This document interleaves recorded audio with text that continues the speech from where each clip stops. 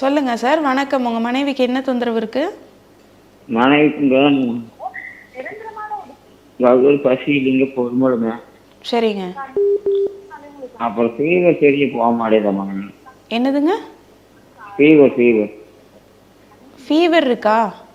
ஆ ஆமாம். சரிங்க. மூட்டு வலியும் இருக்குங்களா? மூட்டு வலி இருக்குன்னு அப்புறம் மனைவிக்கு குழந்தை இல்லைங்க. கரு தள்ளி போகுதுங்க. சரிங்க. எவ்வளோ வருஷம் ஆகுது? 2 வருஷம் ஆச்சு பையன். சரிங்க. ஒன்றும் தொந்தரவு கிடையாது. எங்கேருந்து பேசுகிறீங்க? திண்டுக்கல். ஓகே. இந்த மாதிரி மாதவிடாய் பிரச்சனை காரணமாக குழந்தை தள்ளி தள்ளி போகுது அப்படின்னா கண்டிப்பாக வந்து சினை முட்டையோட வளர்ச்சி வந்து சரியாக இல்லாதன் காரணமாக தான் அந்த மாதிரி தள்ளி தள்ளி போகும்.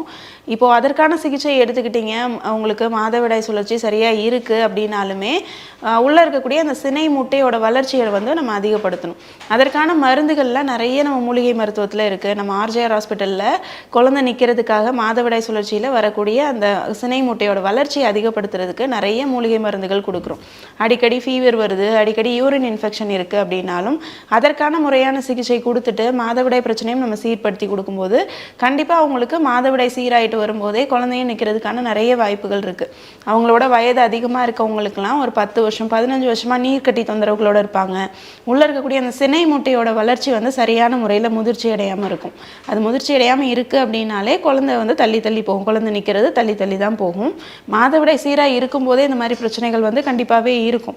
அப்போது அந்த சினை முட்டையோட முதிர்ச்சியை அதிகப்படுத்துகிற மாதிரியான மருந்துகள் நீங்கள் எடுத்துகிட்டு வரீங்க அப்படின்னா கண்டிப்பாக அதை வந்து சீக்கிரமாக சரி பண்ணிடலாம்.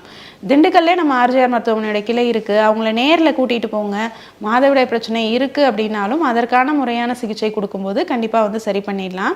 மூட்டு வலி இருக்குது அப்படின்னாலும் வெயிட் ஜாஸ்தி ஆகிறதன் காரணமாக மூட்டு வலி வரலாம். மாதவிடாய் பிரச்சனை இருக்குது அப்படின்னாலே வெயிட் கொஞ்சம் கொஞ்சமாக அதிகமாகிட்டே தான் போகும். வெயிட் அதிகமாகுதுன்னா நமக்கு மூட்டு வலி வரதான் செய்யும். இப்போ மூட்டு வலி பிரச்சனைக்கு மெயினாக நம்ம வெயிட்டை குறைக்கிறதுக்கான உள் மருந்துகள்லாம் கொடுத்து மாதவிடாய் பிரச்சனையை சீர்படுத்துறதுக்கான மருந்துகள் கொடுக்கும்போது மாதவிடாய் ப்ராப்ளமும் உங்களுக்கு சீராக ஆரம்பிக்கும்.